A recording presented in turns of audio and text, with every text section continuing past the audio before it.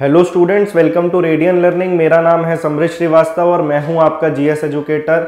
आज मैं आपके लिए लेक्चर नंबर 11 लेकर के आया हूं। ये हमारी प्रॉपर एक सीरीज चल रही है जिसमें मैं जनरल अवेयरनेस और जनरल साइंस मतलब पूरा जीए का जो पोर्शन है आपके आने वाले कॉम्पिटिटिव एग्जाम्स के लिए स्पेशली हम टारगेट कर रहे हैं। जो आपकी डेट आई है अभी 23 फरवरी को ग्रुप डी की, एक आपका एफकैट जो आपका 2022 का पहला पेपर 2022 में एफकैट 1 है और जो एनटीपीसी का सीबीटी 2 है।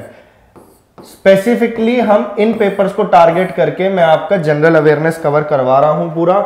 ये कोर्स उन सब बच्चों के लिए काम आएगा जो वनडे कॉम्पिटिटिव एग्जाम्स की तैयारी कर रहे हैं। हमने इस कोर्स में क्वेश्चन वाइज आपको रिवीजन करवाया है, सब्जेक्ट वाइज हम शुरू किया था, पॉलिटी हमने खत्म कर दी है, हिस्ट्री हमारी चल रही है। जल्दी से जल्दी मेरी कोशिश ये है कि मैं जनवरी से पहले मतलब जनवरी एंड तक आते आते आपके एग्जाम से पहले इस कोर्स को खत्म करवा दूं। लेकिन इसमें आपकी भी हेल्प लगेगी, आपको भी इस चैनल को सपोर्ट करना है, ज्यादा से ज्यादा शेयर करना है। और अगर आपने इससे पहले के लेक्चर्स नहीं देखे हैं तो पहले जाके देखो, मेरा टीचिंग मेथड देखो, मैं किस तरीके से पढ़ा रहा हूं। आपको चीजें लाइन में एकदम ऑर्गेनाइज्ड वे में चैप्टर वाइज में लेके चल रहा हूं, लेकिन करवा उन्हीं क्वेश्चंस की हेल्प से रहा हूं जो पेपर में बार बार होते हैं। इन क्वेश्चंस की पीडीएफ आपको नीचे डिस्क्रिप्शन बॉक्स में मिल जाएगी, लेकिन मैं एक क्वेश्चन की मदद से आपको कम से कम 20 क्वेश्चन देता हूं। इसलिए मेरा टारगेट यह है कि जब तक आपका कोर्स खत्म होगा आपके 1500 प्लस क्वेश्चंस कम से कम बता रहा हूं, 2000 भी हो सकते हैं, ज्यादा भी हो सकते हैं, वो सब कवर हो जाएंगे। और ये क्वेश्चंस वही हैं जो बार बार आपके पेपर में रिपीटेड मोड पे पूछे जाते हैं। आपका कोई भी एग्जाम हो इन 3 में से फरवरी के अंदर आपको हमारे कोर्स में से मैक्सिमम क्वेश्चंस वहां पे मिलने वाले हैं। तो अब बिना टाइम वेस्ट करे शुरू कर रहे हैं। लेक्चर को लाइक करके पहले आप शेयर जरूर कर दो और चैनल को सब्सक्राइब कर दो। रोज मेरी 4:30 बजे इस कोर्स की वीडियो आ जाती है। तो शुरू करते हैं अपना पहला क्वेश्चन। ये हमारा एंशिएंट हिस्ट्री का पार्ट चल रहा है। इंपॉर्टेंट टॉपिक्स करवाता हूं मैं यहाँ पे क्योंकि ये सिर्फ एक रिवीजन कोर्स है, लेकिन मैं अपनी तरफ से कोशिश ये कर रहा हूं कि आपका कोई भी ऐसा टॉपिक ना छूटे जिसका जवाब आपको पेपर में ना आता हो। Emperor Ashoka sent the apostles to remote places to propagate the ideals of Buddhism so that people could inspire their lives through the teaching of Lord Buddha. Their evangelist also included his son and daughter dash dash, उनके बेटे और उनकी पुत्री का नाम पूछा हुआ है। हिंदी में भी पढ़ लो। सम्राट अशोक ने बौद्ध धर्म के आदर्शों के प्रचार के लिए धर्म प्रचारकों को दूर दराज के स्थानों पर भेजा ताकि लोग भगवान बुद्ध की शिक्षाओं द्वारा अपने जीवन को प्रेरित कर सके। इन धर्म प्रचारकों में उनका पुत्र डैश एवं पुत्री डैश भी शामिल थे। इतना बड़ा क्वेश्चन है, उसने इनडायरेक्टली आपसे बस ये पूछा है अशोक के बच्चों का नाम क्या था। अब ये क्वेश्चन आपका पिछले 2018 का ग्रुप डी का मैंने उठाया क्वेश्चन में। Group D, NTPC, ALP, JE, NTPC के साल के 131 शिफ्ट जो है वहां से मैं क्वेश्चंस आपके लिए लेके आता हूं। लेकिन हम देखो अब किस तरीके से सारे फैक्ट्स कवर करेंगे। इसने बात किसकी करी है? मौर्यन अंपायर की करी है। तो मौर्यन अंपायर से बनने वाले जो इंपॉर्टेंट सवाल है रिपीटेड, मेरे को जो आते रहेंगे मैं आपको सारे बता दूंगा। यहाँ पे देखो, ये है मौर्यन अंपायर। अब इसके बारे में हम थोड़ा सा जान लेते हैं। आपको लास्ट क्लास में मैंने बताया था कि 16 महाजनपद थे, फिर उनमें से एक जो है सबसे पावरफुल निकल के आया मगध। अब मगध की गद्दी पे बैठने वाला सबसे पहले जो आपका हरियंग डायनेस्टी हुआ, फिर आगे नंद आए, फिर ये मौर्यन आए। तो अब जो इंपॉर्टेंट डायनेस्टीज हैं सिर्फ उसी से रिलेटेड आपके एग्जाम में क्वेश्चन बनते हैं, उन्हीं का आर्ट एंड कल्चर, उन्हीं का लिटरेचर पूछा जाता है। तो मौर्यन अंपायर उनमें से एक है और सबसे जरूरी है इसका टाइम पीरियड आपको ध्यान रखना है। इसका टाइम पीरियड रहेगा 322 बीसी से लेके 185 बीसी तक। ये बात आपको ध्यान रखनी है, 322 ईसा पूर्व से 185 ईसा पूर्व तक। और इसके बाद में फिर शुंग डायनेस्टी आ गई थी। अब मौर्यन अंपायर के बारे में हम सिर्फ इंपॉर्टेंट पॉइंट्स पे फोकस करेंगे, फालतू टाइम नहीं है, नाम ने वेस्ट करना है। मौर्यन अंपायर की स्थापना किसने करी थी? तो वो करी थी चंद्रगुप्त मौर्य ने। तो आपसे पेपर में सवाल बन सकता है कि किसने मौर्यन अंपायर की स्थापना करी थी? Who was the founder of Mauryan umpire? तो चंद्रगुप्त मौर्य। और चंद्रगुप्त टू, चंद्रगुप्त, ये सब गुप्ता डायनेस्टी के अंदर भी थे, उसको इससे कंफ्यूज नहीं करना, ये चंद्रगुप्त मौर्य हैं। तो चंद्रगुप्त मौर्य बहुत ही पावरफुल लीडर थे और इनके जो मेंटर थे, जो उनके टीचर थे, वो भी वर्ल्ड फेमस है। उनका नाम है विष्णुगुप्त, ये उनका असली नाम है। उनको हम चाणक्य के नाम से भी जानते हैं, चाणक्य या कौटिल्य। अब आ जाते हैं उन फैक्चुअल क्वेश्चन में जो आपके पेपर में बार बार रिपीट होते हैं, तो उनको एक एक करके अभी हम सब कवर कर लेंगे। ये सारी बातें आप लिख लो अपनी कॉपी में।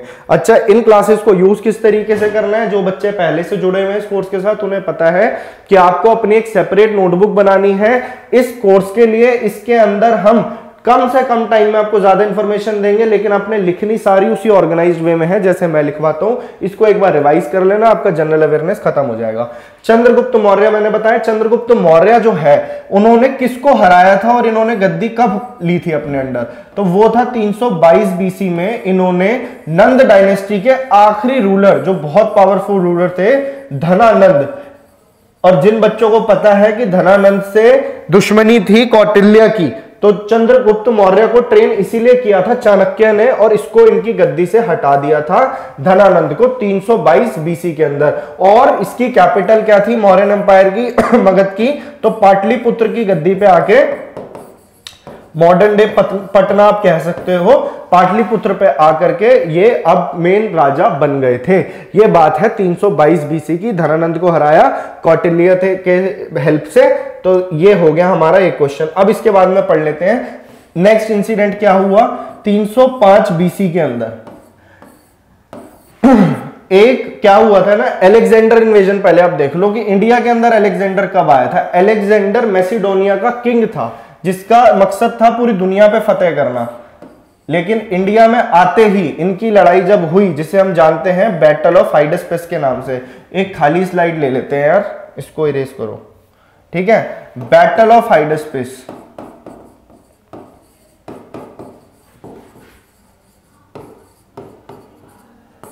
ये लड़ी थी अलेक्जेंडर ने पोरस के साथ। बहुत ही डिसिसिव बैटल थी। इसके बाद इनके सोल्जर्स ने काफी हद तक गिव अप कर दिया था कि अब हमें घर वापस जाना है, हम आपको और साथ नहीं दे सकते। तो 326 बीसी में इंडिया में इन्वेड किया था अलेक्जेंडर ने। घर वापस के टाइम पे बेबीलोन के अंदर 323 बीसी के अंदर अलेक्जेंडर की मृत्यु हो जाती है। अलेक्जेंडर का ही एक आगे एम्बेसडर जनरल कह लीजिए, जिसका नाम था सेलेकस निकेटर। सेलेकस निकेटर, थोड़ा स्पेलिंग ऊपर नीचे हो सकती है, लेकिन आपको यही ऑलमोस्ट स्पेलिंग है, सेलेकस निकेटर। तो नाम आपको मैं बताता जा रहा हूं। तो इसने इंडिया में छोड़ा था, और इसकी लड़ाई फिर आगे जाके चंद्रगुप्त मौर्य के साथ, ऐसा कहा जाता है कि लड़ाई हुई थी या फिर इनके बीच में कुछ समझौता हुआ था, वो अभी एम्बिगुअस है। लेकिन आपको ध्यान रखना है जो इनकी बैटल हुई चंद्रगुप्त मौर्य की 305 बीसी में इस सेलेकस निकेटर के साथ। तो सेलेकस निकेटर की जो उसके कंट्रोलिंग टेरिटरीज थी वो उसने चंद्रगुप्त मौर्य को दे दी, और बदले में 500 हाथी दिए थे चंद्रगुप्त मौर्य ने इनको, 500 एलिफेंट्स। तो सेलेकस निकेटर पे भी इन्होंने अपनी जीत हासिल कर ली। इसके बाद में क्या होता है, और के इंसिडेंट आपको ध्यान रखना है मौर्यन एम्पायर से। सेलेकस निकेटर का एक ग्रीक एम्बेसडर, ग्रीस का एम्बेसडर था सेलेकस निकेटर का, जिसका नाम था मेगास्थनीस। कई बार आपके पेपर में सवाल बनता है मेगास्थनीस। अभी मैं सारा मौर्यन एम्पायर के इंपॉर्टेंट क्वेश्चंस आपको करा रहा हूं। मेगास्थनीस जो था वो इसके कोर्ट में आया था चंद्रगुप्त मौर्य के, और जो भी हमें आज इनके बारे में एविडेंस मिलते हैं, जो भी हम पढ़ते हैं, वो इसकी बुक का स्तोत्र है जिसका नाम था इंडिका। तो इंडिका इसने किताब लिखी थी यहां पे मौर्यन कोर्ट के अंदर। और दूसरा हमारा स्तोत्र है जो विष्णुगुप्त ने, चाणक्य ने किताब लिखी थी, जिसका नाम है अर्थशास्त्र। अर्थशास्त्र। तो ये हमें उस टाइम की पॉलिटी, उस टाइम का एडमिनिस्ट्रेशन बताता है मौर्यंस के अंडर। तो ये बात आपको रखनी है पूरी तरह से ध्यान, ठीक है। अब चलते हैं अपनी नेक्स्ट पे। अब जब सेलेकस निकेटर के साथ इनकी लड़ाई हुई थी चंद्रगुप्त मौर्य की, तो जो हिंदू कश रेंज है, ट्रांस हिमालयन रेंज है पहाड़ों की, उसको बाउंड्री बना करके ये वाला हिस्सा चंद्रगुप्त मौर्य का और ये वाला हिस्सा आपका हो गया सेलेकस निकेटर का। चंद्रगुप्त मौर्य बहुत ही पावरफुल लीडर था। धनानंद भी बहुत पावरफुल था, लेकिन धनानंद से भी ज्यादा एक्सपेंशन, इंडिया को काफी बड़ा कर दिया था चंद्रगुप्त मौर्य ने। और उसके बाद द ग्रेट अशोका जब आए बिंदुसार के बाद, तो उन्होंने तो ऑलमोस्ट पूरा इंडिया ही ले लिया था, थोड़ा सा साउथ का पार्ट रह गया था। अभी हम आते हैं अपने मेन मुद्दे पे। उस टाइम पे एडमिनिस्ट्रेशन बहुत अच्छी थी, चाणक्य उनके मिनिस्टर थे जो सारी एडमिनिस्ट्रेशन भी देखते थे, सब कुछ था। थोड़ा सेंट्रलाइज स्ट्रक्चर था, बोले तो सारी पावर सेंटर के पास थी।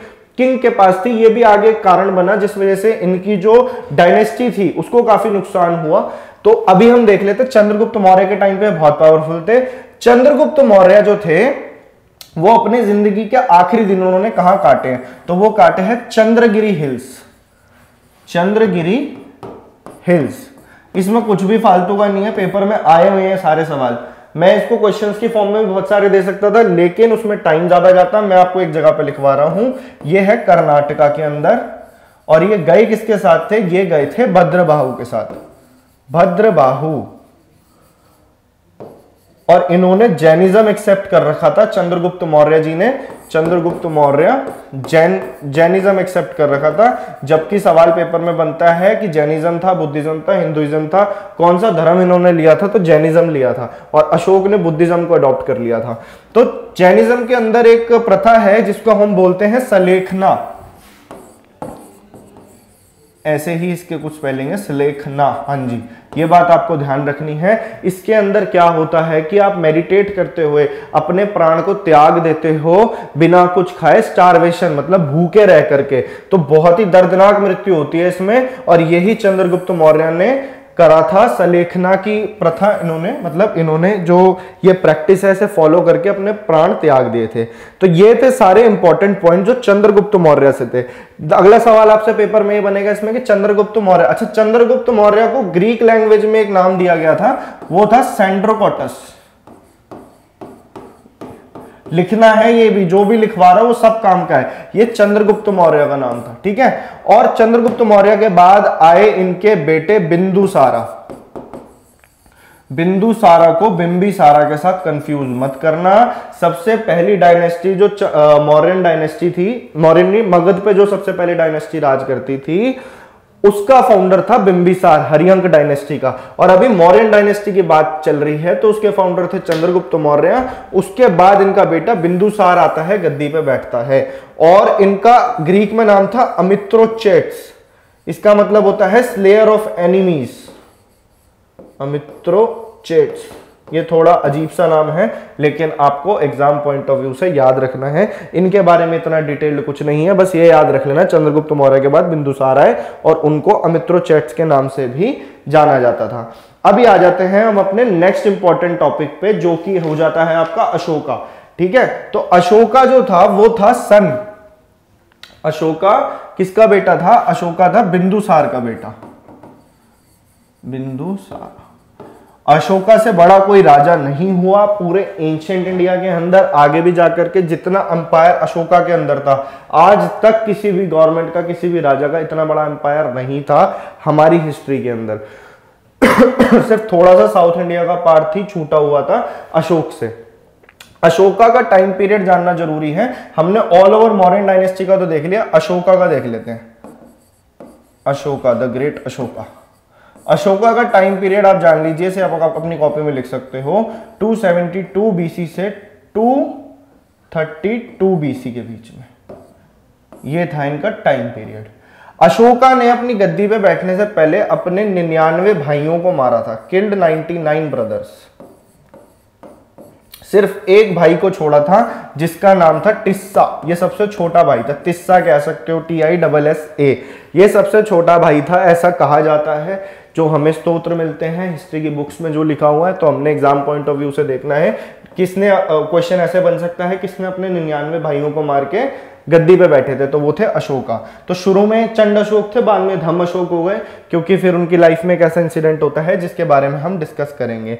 फाइनली इनको जो क्राउन मिला, कब ये गद्दी पे बैठे, तो वो था 269 बीसी। ये क्वेश्चन पूछा जाता है पेपर में, तो इसको ऐसे का ऐसा लिख लो, इसके अंदर ये टाइम पीरियड जरूरी है, ठीक है। जो ये रिवीजन कोर्स है, इसके अंदर जो इंपॉर्टेंट चीजें मैं बता सकता हूं आपको, वो मैं आपको बता रहा हूं। जब इसको डिटेल में पढ़ने का टाइम आएगा, हमें एग्जाम रेलेवेंट स्टडी करनी है। एंशिएंट हिस्ट्री से आपके पेपर में क्वेश्चन बनते हैं कम, लेकिन जहां से भी बनते हैं वही टॉपिक्स करवा रहा हूं। इसके बाद जहां पे और डिटेल में घुसने की जरूरत पड़ेगी, जैसे हमने पॉलिटी को काफी डिटेल में पढ़ा है, इसके बाद हम ज्योग्राफी देखेंगे, वो भी काफी डिटेल में जाएंगे। मॉडर्न हिस्ट्री है, अगर मॉडर्न हिस्ट्री को आप बहुत जल्दी निपटाना चाहते हो ना, तो मैंने एक मैराथन लेक्चर अपने चैनल पे डाल रखा है रेडियन लर्निंग पे, आप जाके देख सकते हो। मात्र 2 घंटे में आपकी पूरी मॉडर्न हिस्ट्री रिवाइज करा दी है मैंने वहां पे। अब अशोक की बात हो रही थी, तो 269 बीसी में आपको बता चुका हूं। नेक्स्ट इंपॉर्टेंट ईयर आप ध्यान रखना 261 बीसी। 261 बीसी में इनका ऐसा लाइफ चेंजिंग इंसिडेंट होता है, क्योंकि इसको अशोका को होता है कि मुझे सब पे कब्जा करना है, तो उसके बीच में आ रहा होता है कलिंगा। कलिंगा प्रेजेंट डे ओडिशा को कहते हैं, ठीक है। तो कलिंग वॉर होती है, तो आपसे पेपर में बनेगा कलिंग वॉर कब हुई थी, तो कलिंग वॉर अब हुई थी 261 बीसी के अंदर। और कलिंग वॉर के बाद अशोका ने बुद्ध धर्म को, क्योंकि वहां पे इतना खून खराबा उन्होंने देख लिया था कि उनका जो है मन बदल गया था, उनका हृदय परिवर्तन हुआ और उन्होंने बौद्ध धर्म को एक्सेप्ट कर लिया और इसी का प्रचार में लग गए वो अपने आगे की लाइफ में, ठीक है। तो ये सारी चीजें हुई थी कलिंग वॉर के बाद, जो चीजें चेंज हुई थी। इन्होंने फाइनली बुद्धिज्म को एक्सेप्ट करा और इसे फैलाने का भी सोचा कि इसको आप कहां फैला सकते हो। तो इन्होंने अपने एम्बेसडर्स को कहां भेजा, एक तो इन्होंने भेजा श्रीलंका।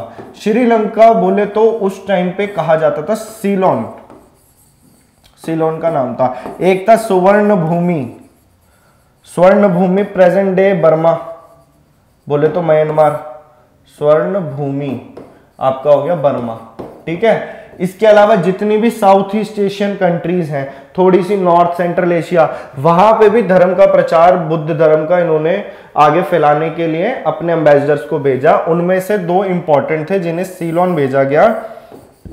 एक था इनका बेटा महिंद्रा और संघमित्रा, इनकी बेटी। संघमित्रा बोलते हैं, संघमित्रा बोलते हैं। तो ये नाम आपको ऑप्शन में दिख जाएंगे, ये आपने टिक कर देना है।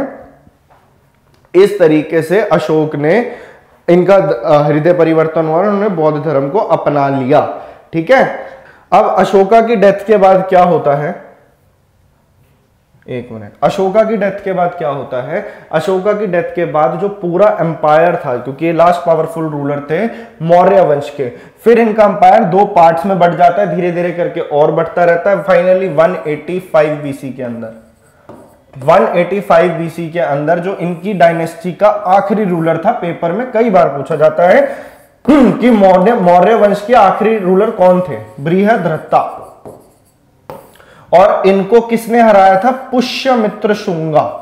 इन्हीं के आर्मी के कमांडर इन चीफ थे पुष्यमित्र शुंगा। तो यहीं से शुंग डायनेस्टी की स्थापना हो जाती है, शुंग डायनेस्टी आ जाती है। तो इस तरीके से मौर्य साम्राज्य का पूरा मैंने आपको बता दिया। और अशोक के टाइम पे कितने रॉक एडिक्ट्स थे, ये पूछ लिया जाता है कि कितने रॉक एडिक्ट्स थे अशोक के टाइम पे, तो थे 14। और इसमें से अगर पूछे वो कि कौन सा इंपॉर्टेंट है, तो मैं बताऊंगा आपको 13वां याद रखना। 13वें रॉक एडिक्ट के अंदर ही कलिंग वॉर का जिक्र है और वहीं से पता लगता है कि कलिंग वॉर हुआ था। तो ये सारे छोटे छोटे फैक्चुअल क्वेश्चन थे जो पेपर में आपके बन जाते हैं। अब मैंने आपको मोटा मोटी काफी बातें बता दी हैं। अब आ जाते हैं अपने क्वेश्चंस पे, एक एक करके क्वेश्चंस देख लेते हैं। आ जाओ। ये क्वेश्चन वही था कि उनके बेटे और बेटी का नाम अभी बताया, सीलोन भेजा था महेंद्र और संघमित्रा को, महेंद्र एवं संघमित्रा। तो ये क्वेश्चन आपका हो गया। नेक्स्ट पे आ जाते हैं। Dash developed dharma vijaya the policy of victory by righteousness. Dash ने धार्मिकता द्वारा विजय की नीति विकसित की। तो धर्म का प्रचार वही है, इन्होंने शांति फैलाई अपने एम्पायर के अंदर अशोक ने आफ्टर द कलिंग वॉर। तो बुद्ध धर्म का इन्होंने पालन किया और इनके जो दादाजी थे चंद्रगुप्त मौर्य ने जैन धर्म का। द फेमस कलिंग वॉर, तो कलिंग वॉर के बारे में पूछ रहा है, टाइम बिल्कुल वेस्ट नहीं करेंगे। प्रसिद्ध कलिंग युद्ध ने सम्राट अशोक को युद्ध छोड़ने और बौद्ध धर्म अपनाने के लिए प्रेरित किया था। यह युद्ध ओडिशा में कब लड़ा गया था, तो ये आपको याद रखना है। क्या क्या याद रखना है, 273 बीसी अशोका से 269 में फाइनली इनको क्राउन मिला और 261 के अंदर कलिंग वॉर हुई। तो 261 बीसी बता दिया मैंने आपको। नेक्स्ट पे आ जाओ। Chandragupta son dash was the second ruler to sit on the throne of the Mauryan empire. Chandragupta का पुत्र डैश मौर्य साम्राज्य के सिंहासन पर बैठने वाला दूसरा शासक था। तो चंद्रगुप्त मौर्य के बाद कौन आए थे, तो वो थे कौन, बिंदुसारा। बिंदुसारा, ठीक है, बिंबिसारा मैं बता चुका हूं क्योंकि ऑप्शन में देगा, इसमें कंफ्यूजन आता है। हरियंक डायनेस्टी के फाउंडर थे, हरियंक डायनेस्टी, ठीक है, ये बात आपको ध्यान रखनी है। अशोका बिंदुसार के बाद आया और धनानंद को कब हराया था चंद्रगुप्त मौर्य ने, तो इस बात को आपको मैं बता चुका हूं 322 BC के अंदर। बहुत बड़ी फौज थी धनानंद की, लेकिन दिमाग से और इनके शिक्षक की वजह से, जो इनके थे तक्षशिला यूनिवर्सिटी में पहले वो पढ़ाया करते थे, कौन, आपके चाणक्य। चाणक्य ने किताब कौन सी लिखी, अर्थशास्त्र। मैगस्थीनिस ने किताब कौन सी लिखी, इंडिका। ये सारी बातें मैं आपको बता चुका हूं। Whose successor was Emperor Ashoka. Ashoka किसके बाद आए, तो बिंदुसार के बाद आए। अपने 99 भाइयों को मारने के बाद में एक को छोड़ा था, उनका नाम भी बता दिया। और ये सारी बातें, सम्राट अशोक किसके उत्तराधिकारी थे, तो किसके थे, बिंदुसार के, ठीक है। नेक्स्ट क्वेश्चन पे आ जाते हैं। एक ही क्वेश्चन से जब हमने सारे कर लिए तो बिल्कुल टाइम वेस्ट नहीं करेंगे। Emperor Ashoka engraved the order on stone pillars and stone planks dash and established them at the principal places of his kingdom so that the people could act accordingly। पहली चीज, जिन बच्चों को ऐसा लग रहा है कि हमारा कोर्स जो है ज्यादातर इंग्लिश की तरफ है, तो आप इस बात को समझ लो मैं बाइलिंगुअल ही पढ़ा रहा हूं, ऐसी कोई मैं हार्डकोर चीज नहीं बता रहा हूं जिसको आपको समझने में दिक्कत आएगी। दूसरी बात, हिंदी में भी क्वेश्चन हो रहे हैं। और तीसरी बात ये, अगर आपने पेपर में हिंदी ऑप्ट करा तो एनटीपीसी में बच्चों ने देखा है कि जिन्होंने हिंदी लिया था उनके पास एक ऑप्शन था कि वो इंग्लिश में भी सवाल को देख सकते थे, लेकिन जिन्होंने इंग्लिश लिया था वो हिंदी को नहीं देख पाया, इस वजह से काफी बच्चों का नुकसान हुआ। तो अगर कोई चीज मैं इंग्लिश में बता भी देता हूं आपको तो घबराने की जरूरत नहीं है, आपके पास ऑप्शन होता है वहां पे दूसरी चीजें देखने का। मेन बात ये है कि आपका कोर्स कवर होना चाहिए पूरा, जनरल अवेयरनेस आपके टिप्स पे होना चाहिए एग्जाम में जाने से पहले। सम्राट अशोक ने पत्थर के स्तंभों और पत्थर के तख्तों पर अपने डैश आदेश उत्कीर्ण करवाकर अपने राज्य के प्रमुख स्थानों पर स्थापित किया ताकि लोग तद अनुसार आचरण कर सके। बहुत छोटा लिखा हुआ है। अब हम इसको जान लेते हैं कि अशोका जो है, अभी बताया था मैंने कितने रॉक एडिक्ट्स थे, 14। याद कौन सा रखना है, 13वां, मतलब 14 थे। अगर आपसे नंबर पूछे तो 14 थे। 13वें के अंदर कलिंग वॉर का जिक्र है, बार बार पेपर में क्वेश्चन बनता है, इसलिए मैंने आपको बता दिया है। कलिंग वॉर कब हुआ था, एक बार और रिवाइज कर लो, 261 BC। Revision is the key, trick कोई नहीं होती, बार बार रिवाइज करते रहो करते रहो करते रहो, अपने आप चीजें आपकी टिप्स पे आ जाएंगी। Dash was the capital of the Mauryan umpire, तो ये यूनिवर्सिटी है, ये यूनिवर्सिटी है। मगध तो पूरा आपका कंट्री जो जिस पे राज होता था, और उसकी कैपिटल थी पाटलिपुत्र। तो आंसर हो जाएगा आपका Pataliputra, modern day Patna. Dash Maurya साम्राज्य की राजधानी थी, तो पाटलिपुत्र थी। Next, what was another name of Chanakya, मैं आपको बता चुका हूं विष्णुगुप्त। चाणक्य का एक अन्य नाम क्या था, विष्णुगुप्त था, और इनको कौटिल्य भी कहते थे। नेक्स्ट क्वेश्चन पे आ रहे हैं। Megasthenes was one of the earliest explorers to come to India. He was related to which country? Megasthenes Bharat आने वाले सबसे शुरुआती खोजकर्ताओं में एक थे। उनका संबंध किस देश से था, तो मैंने अभी आपको बताया था ये ग्रीक एम्बेसडर थे। किसके एम्बेसडर थे, सेलिकस निकेटर के। सेलिकस निकेटर को चंद्रगुप्त मौर्य ने कब हराया, 305 BC में हराया। ग्रीस आंसर हो जाएगा आपका, यूनान, हिंदी में बोलते हैं यूनान। नेक्स्ट क्वेश्चन पे आते हैं अब हम। विच dynasty ended the Maurya dynasty, तो पुष्यमित्र शुंगा ने 185 BC के अंदर बृहदत्त को हरा करके अपनी अलग डायनेस्टी फाउंड कर ली, जिसको हम जानते हैं शुंग वंश को। मौर्य वंश को किस वंश ने समाप्त किया, तो शुंग वंश ने किया। यही सवाल हैं जो पेपर में ऊपर नीचे करके बार बार आपसे पूछे जाते हैं। रिवीजन कोर्स का मतलब ये है कि हम वही सवाल आपको करा रहे हैं जो चीजें आपके पेपर में रिपीट होने का ट्रेंड है। ऐसा नहीं है कि इसके बाहर से आपको क्वेश्चन नहीं मिल सकते, काफी हद तक तैयारी आपकी भी होगी। तो जो बच्चे पूरा एक बार कोर्स रिवाइज करना चाहते हैं, दे आर मोस्ट वेलकम। और इसी तरीके से हम यहाँ पे पढ़ते हैं। अभी एंशिएंट हिस्ट्री चल रहा है, मिडीवियल को थोड़ा और डिटेल में घुस के पढ़ेंगे, और सबसे ज्यादा डिटेल में हमने पढ़ना मॉडर्न हिस्ट्री। टेंशन मत लो, ज्यादा टाइम नहीं लगेगा। 8 से 8 से 9 क्लासेस के अंदर मैं कोशिश करूंगा अपनी पूरी हिस्ट्री को वाइंड अप कर दूं। अगर थोड़ा और टाइम लगता है कोई बात नहीं, अभी एग्जाम में है टाइम। मैथ्स रीजनिंग पे अच्छा पकड़ बना के चलना, एक्यूरेसी पे आपको देना है ध्यान। और एफकैट वाले बच्चों के लिए तो बहुत इजी होने वाला है पेपर, अगर आप यहां से जनरल अवेयरनेस अपना खत्म करते हो तो। लेक्चर के एंड में मैं हिंदी वाले बच्चों के लिए, अगर उनको ऐसा लग रहा है कि मैं आपको पूरी तरह से, उनके लिए एक अच्छा गिफ्ट है मेरे पास, अभी मैं आपको बताऊंगा लेक्चर के एंड में, अभी करेंगे उसके बारे में बात। अभी आ जाओ इधर। Kanishka was related to which dynasty, Kanishka किस वंश से संबंधित थे। अब ये हमारा मौर्य पीरियड से होने वाले क्वेश्चंस तो हमने कर लिए। अब आ जाते हैं अपने नेक्स्ट पे, ये बात कर रहा है कुषाण डायनेस्टी की, है ना। तो कुषाण डायनेस्टी देखो पेपर में वही पूछा जाता है जो इंपॉर्टेंट है। बीच में हजारों कई सारी डायनेस्टी आई, लेकिन हमने पकड़ना किसको है अभी, जो पेपर पॉइंट ऑफ व्यू से इंपॉर्टेंट है। तो पोस्ट मॉडर्न पीरियड है ये, मॉडर्न पीरियड के बाद में कई सारी डायनेस्टीज आई, शुंग डायनेस्टी आई, फिर और डायनेस्टीज आई। तो हमने पढ़ना है कुषाण डायनेस्टी, कुषाण डायनेस्टी। कुषाण वंश जो है इसका टाइम पीरियड आप याद रखना, ये 1st सेंचुरी एडी से 3rd सेंचुरी एडी तक जा रहा था, 3rd एडी तक, ठीक है। ये बात आपको ध्यान रखनी है। कुषाण वंश इंपॉर्टेंट है इसीलिए हम यहां पे पढ़ रहे हैं।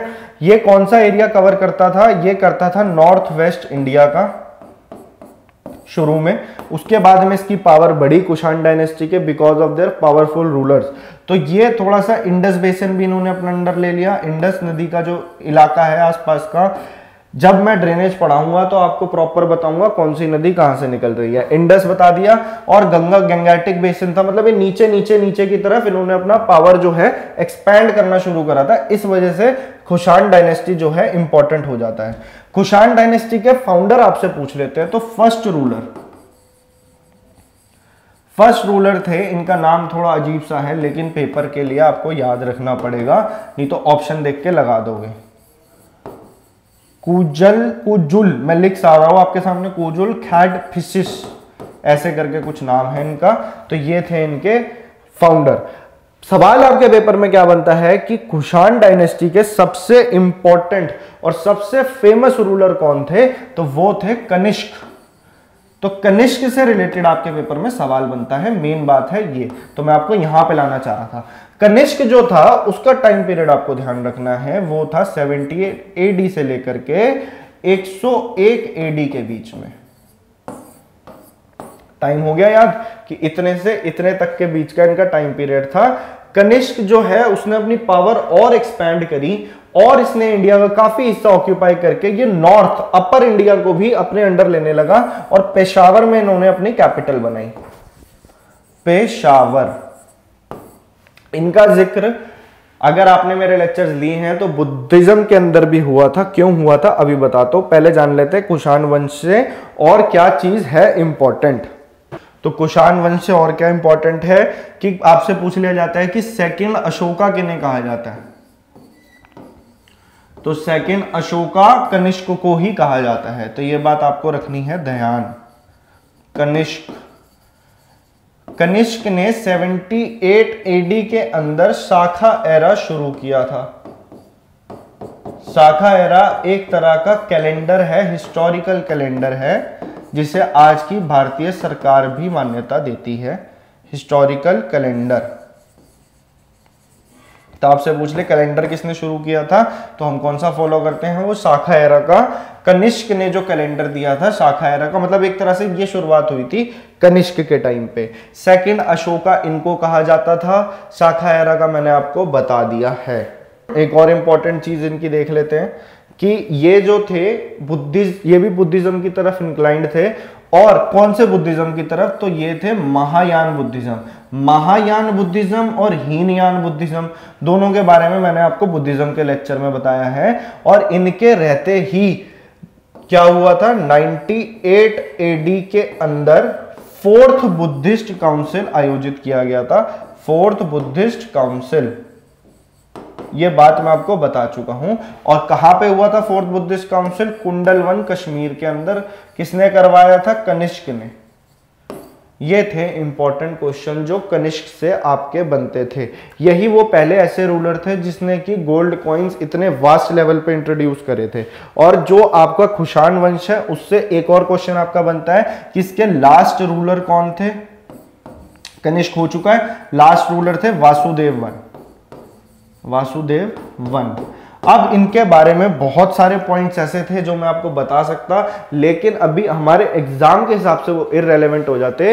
अभी हम फोकस कर रहे हैं रिपीटेड क्वेश्चंस के ऊपर, तो इस बात का आप रखना ध्यान। अब आप कमेंट सेक्शन में बोलो कि नहीं अभी हमारा ये रह गया वो रह गया, तो भैया ऐसा है कि ये है कि हम आपको करवा रहे हैं वो क्वेश्चन। फिर से बोल रहा हूं, अभी एंशिएंट हिस्ट्री खत्म होगा, जिस पे ज्यादा फोकस देने की जरूरत है वहां पे और घुसा जाएगा अंदर। पॉलिटी को मैंने बहुत अच्छे से कवर करवाया है। एक लेक्चर के अंदर तो मैंने 1 घंटे के अंदर सारे इंपॉर्टेंट अमेंडमेंट जो आपके आर्टिकल्स हैं और अनुसूचियां हैं, 12 शेड्यूल्स हैं, वो अच्छे से मैंने कवर करवाए हैं। एक एक टॉपिक उठा के आपको कवर करवाया है। फटाफट से हम चाहते हैं कि आपको हम आगे उन चीजों पे ले जाए। पेपर में फोकस रहेगा आपका स्टैटिक जीके के ऊपर, साइंस के ऊपर, बायोलॉजी के ऊपर, मेन करंट अफेयर्स के ऊपर, तो वो हिस्सा भी नहीं छूटना चाहिए। और इस हिस्से से जो सवाल बन सकते थे वो मैं आपको करवा रहा हूं। कॉपी में लिखते जाना, याद करते जाओ साथ साथ। Kanishka was related to which dynasty, तो अभी मैं आपको बता चुका हूं कुषाण। कनिष्क किस वंश से संबंधित थे, तो कुषाण वंश से संबंधित थे। ये मैं आपको कुषाण डायनेस्टी के बारे में बता चुका हूं। In the beginning of the dash century BC, the Kushans established their authority over the northwest border of India. ईसा पूर्व डैश शताब्दी की शुरुआत में कुषाण ने भारत की उत्तर पश्चिमी सीमा पर अपना अधिकार, अभी बताया ना फर्स्ट, तो ये आपका हो जाएगा 1st सेंचुरी से लेके 3rd सेंचुरी के बीच में। तो ये थे आज के सारे सवाल, ये थी आपकी क्लास। 11th क्लास आपकी खत्म होती है। थोड़ा सा हिस्सा आपका अब आएंगे हम आर्ट, लिटरेचर, एंशिएंट हिस्ट्री से भी एक पर्टिकुलर टाइप के क्वेश्चन बनते हैं आपके पेपरों में। स्पेशली ग्रुप डी की बात मैं कर रहा हूं कि रूलर से ज्यादा इस एग्जाम के अंदर आपका फोकस इस पे रहता है कि उस टाइम का इंपॉर्टेंट लिटरेचर क्या है, उस टाइम का इंपॉर्टेंट ऐसी कौन कौन से मंदिर है, कौन कौन सा आर्किटेक्चर है जो इंपॉर्टेंट है। तो उसके लिए भी मैं अगली क्लास आपके लिए लेकर के आऊंगा। अगर लेक्चर अच्छा लगा हो तो इसको जरूर लाइक करना, शेयर तो आप इसे करोगे ही करोगे। चैनल को सब्सक्राइब करके नीचे बेल आइकन दबा देना, तभी ही मेरी क्लासेस की कोई नोटिफिकेशन का आपको पता लगेगा, नहीं तो आपको मालूम ही नहीं पड़ेगा। टेलीग्राम पे मेरे साथ जुड़ना है तो रेडियन लर्निंग प्लेटफॉर्म को आप अभी जाके ज्वाइन कर सकते हो। हमारा ग्रुप है रेडियन लर्निंग के नाम से। अब मिलते हैं आपसे हम कल नेक्स्ट क्लास में, तो थैंक यू सो मच।